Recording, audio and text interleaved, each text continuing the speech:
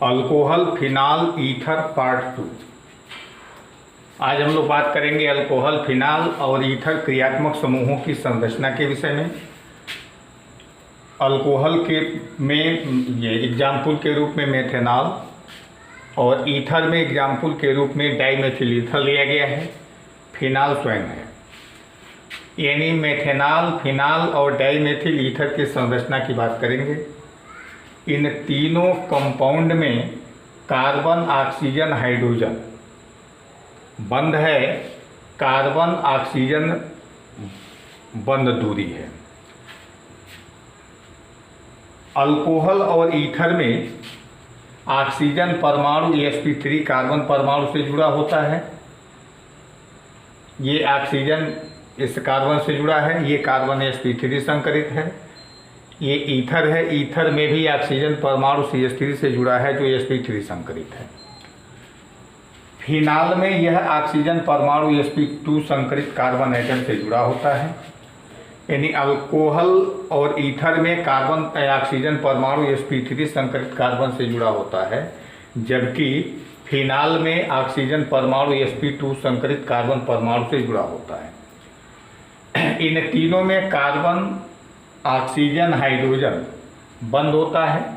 यह बंध के बीच का जो कोण होता है ये क्रम से बढ़ता जाता है, यानी कार्बन ऑक्सीजन हाइड्रोजन बंध मेथेनॉल में सबसे कम होता है, इससे अधिक फिनाल में होता है, सबसे अधिक डाइमेथिल ईथर में होता है।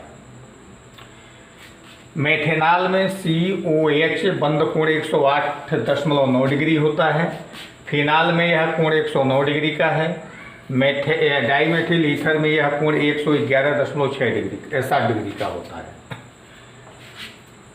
कार्बन ऑक्सीजन बंध के बीच की दूरी तीनों कंपाउंड में अलग अलग है।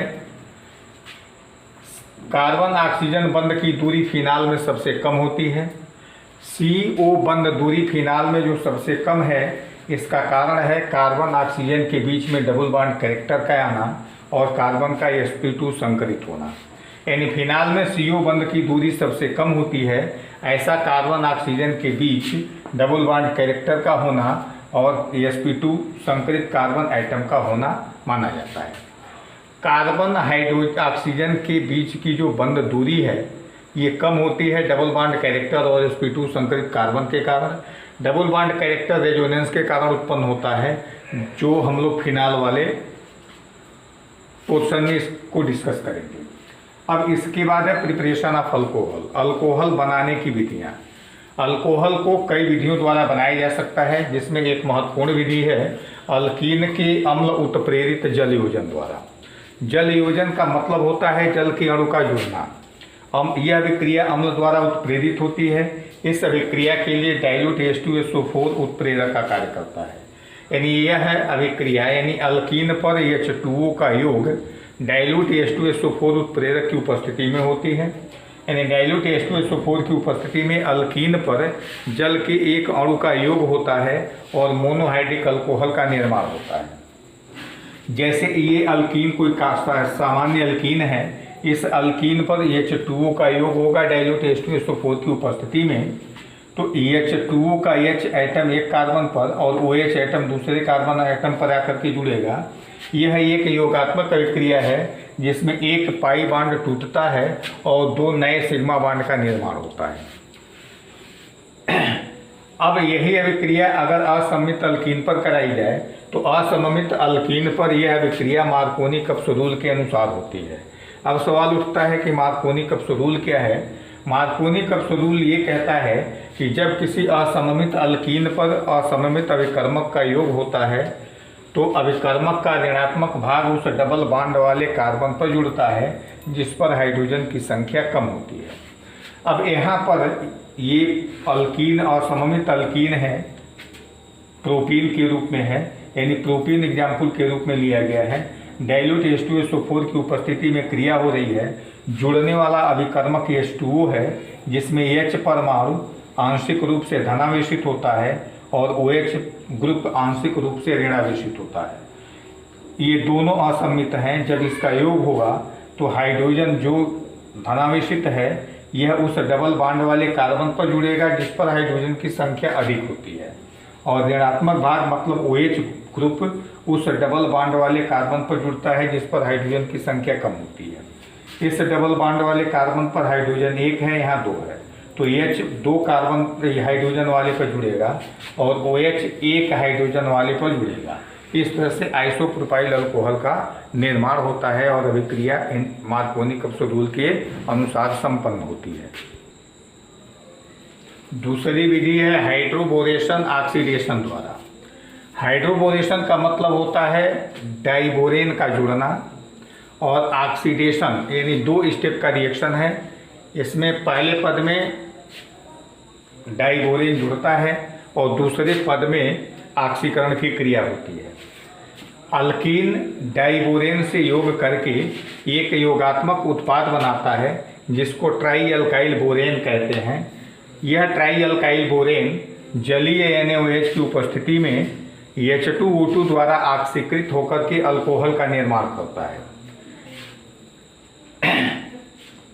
इस अभिक्रिया में पहले डाइबोरेन जुड़ता है, जुड़ करके एक योगात्मक उत्पाद बनाता है।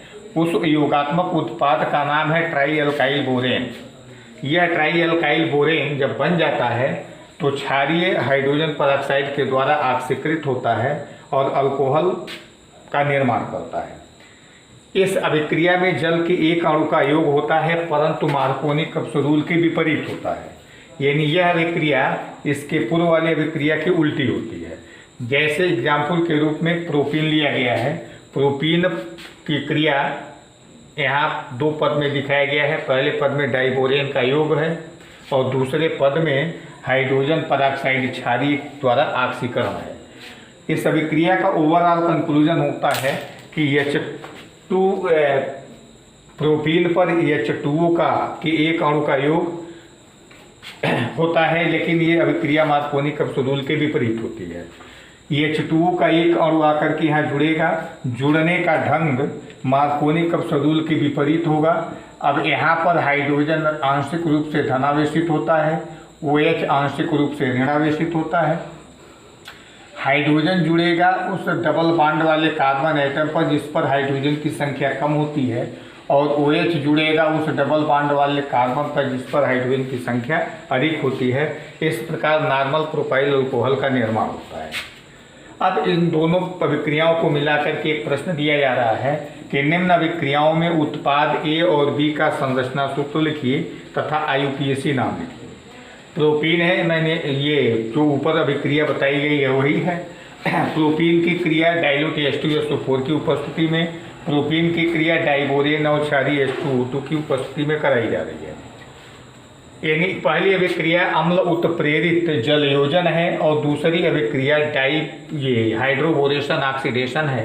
यानी पहली अभिक्रिया में आइसोप्रोपाइल अल्कोहल यानी प्रोपेनॉल 2 बनेगा और दूसरी अभिक्रिया में B के रूप में नॉर्मल प्रोपाइल अल्कोहल यानी प्रोपेनॉल 1 बनेगा। इस तरह से ये इस A और B के संरचना सूत्र होंगे। यानी ये हो जाएगा प्रोपेनॉल 2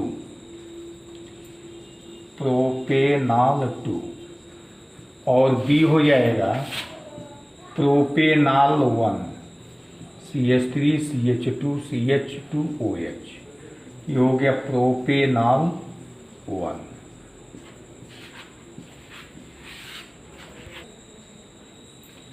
तीसरी विधि है एल्डिहाइड और कीटोन के अपचयन द्वारा। एल्डिहाइड और कीटोन अपचयित होकर के अल्कोहल का निर्माण करते हैं। एल्डिहाइड का फार्मूला होता है RCHO और कीटोन का फार्मूला होता है R2CO। यानी इन दोनों कंपाउंड में कार्बन ऑक्सीजन डबल बॉन्ड होता है। तो एल्डिहाइड के अपचयन से प्राइमरी अल्कोहल यानी 1 डिग्री अल्कोहल बनता है। कीटोन के अपचयन से सेकेंडरी अल्कोहल यानी 2 डिग्री अल्कोहल बनता है। इस अभिक्रिया में अपचायक के रूप में निकिल का यूज, पैलेडियम या प्लेटिनम उत्प्रेरक का उपयोग किया जा सकता है, या अपचायक के रूप में सोडियम बोरोहाइड्राइड या लिथियम एल्युमिनियम हाइड्राइड का उपयोग किया जा सकता है। यानी ये पांचों अपचायकों में से किसी एक अपचायक द्वारा एल्डिहाइड और कीटोन को अपचयित करके अल्कोहल का निर्माण किया जा सकता है। अपचयन का मतलब होता है हाइड्रोजन का जुड़ना। एल्डिहाइड पर जब इन तीनों में से किसी एक उत्प्रेरक का उपयोग करेंगे तो हाइड्रोजन आकर के इस पर जुड़ेगा, यानी यहाँ 2 हाइड्रोजन परमाणु हैं, इसमें से एक बॉन्ड टूट जाएगा, एक हाइड्रोजन इधर जुड़ जाएगा, एक हाइड्रोजन इधर जुड़ जाएगा। अब कंपाउंड हो जाएगा RCH2OH हो जाएगा, यानी RCH2OH, जिसको प्राइमरी अल्कोहल कहेंगे। यही क्रिया कीटोन पर भी होगी। ये कंपाउंड कीटोन है, हाइड्रोजन के 2 परमाणु हैं, एक बॉन्ड यहाँ टूटेगा, एक हाइड्रोजन यहाँ जुड़ेगा, एक हाइड्रोजन यहाँ जुड़ेगा। अब उत्पाद हो जाएगा RRCHOH, यानी ये कंपाउंड सेकेंडरी अल्कोहल होगा। इस अभिक्रिया में अपचायक के रूप में एथेनॉलिक सोडियम भी प्रयुक्त हो सकता है, यानी एथेनॉल और सोडियम।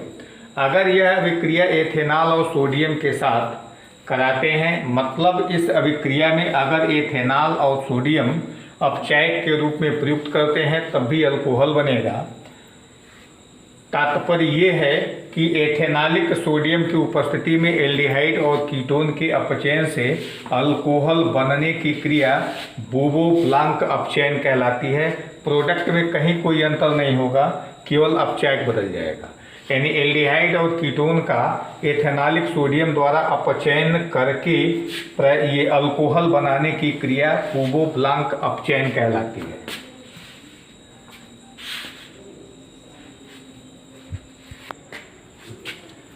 चौथी विधि है कार्बोक्सिलिक एसिड और एस्टर के अपचयन द्वारा। कार्बोक्सिलिक एसिड का फार्मूला होता है RCOOH और एस्टर का फार्मूला होता है RCOOR, यानी ये फार्मूला एस्टर का है, ये फार्मूला कार्बोक्सिलिक एसिड का है। कार्बोक्सिलिक एसिड में एक R होता है, एस्टर में 2 R होते हैं। ये दोनों R सेम भी हो सकते हैं, डिफरेंट भी हो सकते हैं। तो पहले हम बात करेंगे कार्बोक्सिलिक एसिड की। Carboxylic acid lithium aluminium hydride जैसे प्रबल अपचायकों द्वारा अल्कोहल में अपचयित हो जाता है।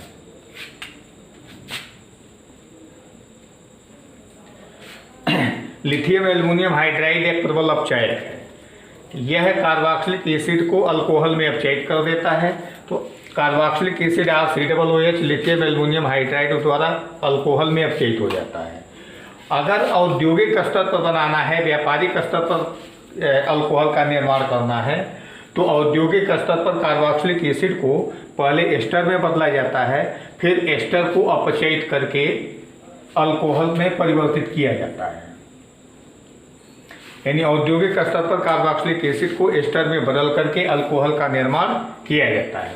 तो ये कार्बोक्सिलिक एसिड है, अल्कोहल के अणु से क्रिया करके पहले एस्टर बनाएगा।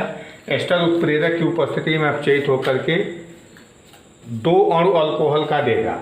ये दोनों अणु इस अभिक्रिया में अल्कोहल के प्राप्त होंगे। ये कौन से अल्कोहल प्राप्त होंगे ये निर्भर करेगा इस एस्टर के संरचना सूत्र पर। 5वीं विधि है ग्रिगनार्ड अभिकर्मक द्वारा। पहले तो ये जानेंगे कि ग्रिगनार्ड अभिकर्मक क्या होता है।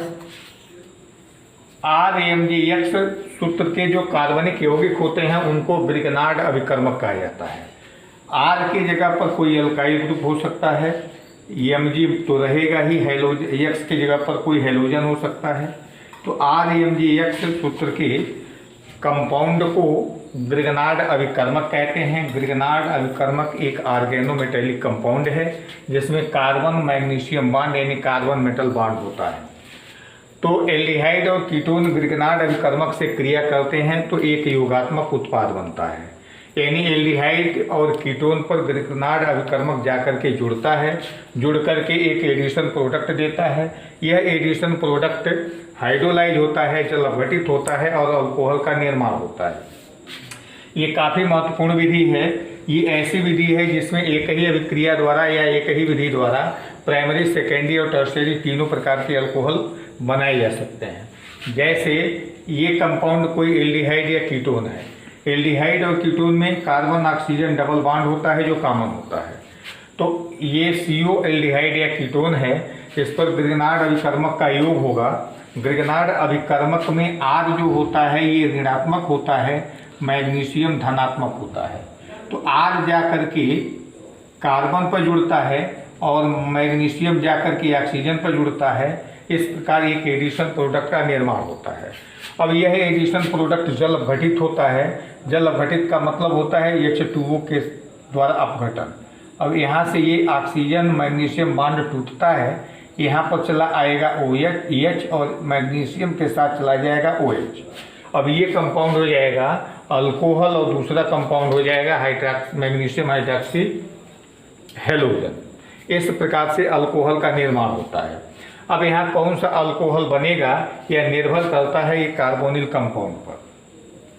अगर कार्बोनिल कंपाउंड में फॉर्मेल्डिहाइड लेंगे तो फॉर्मेल्डिहाइड से प्राइमरी अल्कोहल का निर्माण होगा। एसिटाल्डिहाइड लेंगे तो सेकेंडरी अल्कोहल का निर्माण होगा। अगर कीटोन लेंगे तो टर्शियरी अल्कोहल का निर्माण होगा। तो फॉर्मेल्डिहाइड मेथिल मैग्नीशियम ब्रोमाइड के साथ योग करके एक योगात्मक उत्पाद बनाता है। फिर ये जल अपघटित होकर के 1 डिग्री अल्कोहल देता है। यानी फॉर्मेल्डिहाइड से प्राइमरी अल्कोहल का निर्माण होगा, एसिटाल्डिहाइड से सेकेंडरी अल्कोहल का निर्माण होगा और कीटोन से टर्शियरी अल्कोहल का निर्माण होगा। फॉर्मेल्डिहाइड का फार्मूला होता है HCHO। ये ग्रिगनार्ड रिएजेंट है मेथिल मैग्नीशियम ब्रोमाइड। CH3 जुड़ेगा C से, MgBr जुड़ेगा O से, एक योगात्मक उत्पाद एडिशन प्रोडक्ट बनेगा। यह एडिशन प्रोडक्ट जल अपघटित होगा। जल अपघटन की क्रिया में HO के साथ आएगा और OH मैग्नीशियम के साथ जाएगा। इस प्रकार प्राइमरी अल्कोहल का निर्माण होगा। दूसरा एग्जाम्पल है एसिटाल्डिहाइड। एसिटाल्डिहाइड पर मेथिल मैग्नीशियम ब्रोमाइड का योग होगा। यहाँ भी वही काम होगा, CH3 जाएगा C पर, Mg जाएगा O पर, एडिशन प्रोडक्ट बनेगा। ये जल अपघटित होगा। फिर ऑक्सीजन मैग्नीशियम बंध टूटेगा, H इसके साथ आएगा, OH मैग्नीशियम के साथ जाएगा, सेकेंडरी अल्कोहल का निर्माण होगा। अब बारी है कीटोन की। कीटोन में 2 R होते हैं, माने 2 अल्काइल होते हैं, अल्काइल ग्रुप। इसमें भी मैग्नीशियम जाएगा C के साथ, ये मेथिल ग्रुप जाएगा C के साथ, मैग्नीशियम जाएगा O के साथ, एडिशन प्रोडक्ट बना। फिर ये जल अपघटित होगा। जल अपघटन की क्रिया वैसे ही होगी, H यहाँ आएगा O के साथ, OH मैग्नीशियम के साथ जाएगा और टर्शियरी अल्कोहल का निर्माण होगा। इस प्रकार एल्डिहाइड और कीटोन की ग्रिगनार्ड अभिकर्मक के साथ क्रिया करा करके तत्पश्चात जल अपघटित करा करके प्राइमरी, सेकेंडरी और टर्शियरी अल्कोहल का निर्माण किया जा सकता है। अब जैसे होमवर्क के रूप में कुछ प्रश्न दिए जा रहे हैं, इम्पॉर्टेंट प्रश्न है ये। दोनों सवाल 2019 में पूछे गए हैं।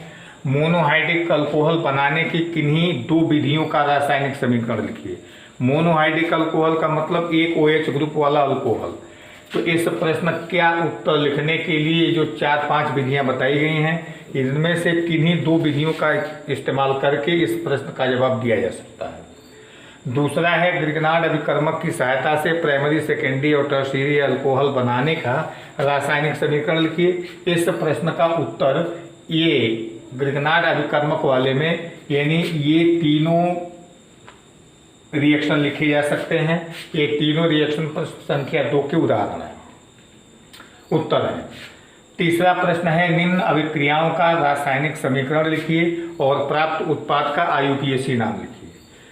पहला सवाल इसमें है ब्यूटेनल का उत्प्रेरकीय अपचयन, माने जो पहला रिएक्शन लिखा गया है ब्यूटेनल ने ब्यूटीन का, हाँ ने ब्यूटेनल का उत्प्रेरकीय अपचयन। ब्यूटेनल एल्डिहाइड है, यानी एल्डिहाइड का उत्प्रेरकीय अपचयन द्वारा का रिएक्शन लिखना है और उत्पाद का निर्माण, ये IUPAC नाम लिखना है। दूसरा है डाइल्यूट H2SO4 की उपस्थिति में प्रोपीन के जलयोजन अभिक्रिया का रासायनिक समीकरण और IUPAC नाम।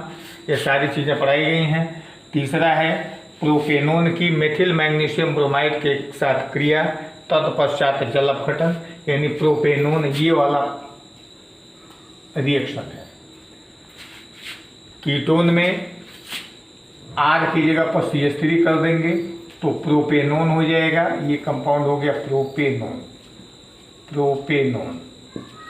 यहाँ भी CH3 हो जाएगा, यहाँ भी CH3 हो जाएगा, रिएक्शन में कोई परिवर्तन नहीं होगा, जैसे हो रहा है वैसे ही होगा, यानी टर्शियरी अल्कोहल। अब ये रिएक्शन इस तीसरे प्रश्न का उत्तर हो गया। चौथा प्रश्न है, निम्न अभिक्रियाओं में उत्पादों का संरचना सूत्र लिखिए। यानी कुछ अभिक्रियाएं लिखी गई हैं, इन अभिक्रियाओं को पूरा करना है, पूरा करेंगे तभी उत्पादों का संरचना सूत्र हो पाएगा। तो पहली अभिक्रिया में ये प्रोपीन है, प्रोपीन की क्रिया H2O के साथ किसी अम्ल की उपस्थिति में कराई गई है। यानी यह पहली विधि का उदाहरण हो गया जिसमें बताया गया है कि अल्कीन के उत्प्रेरकीय जल योजन द्वारा, यानी उत्प्रेरक की उपस्थिति में जल योजन की क्रिया होगी। उत्प्रेरक के रूप में यहाँ एसिड लिया गया है, माने सल्फ्यूरिक एसिड। तो उत्प्रेरकीय जल योजन मार्कोनी कप्स रूल के अनुसार होता है। तो इस अभिक्रिया में H CH2 से जुड़ेगा और OH CH से जुड़ेगा, यानी CH3 CH CH3 ये उत्पाद होगा।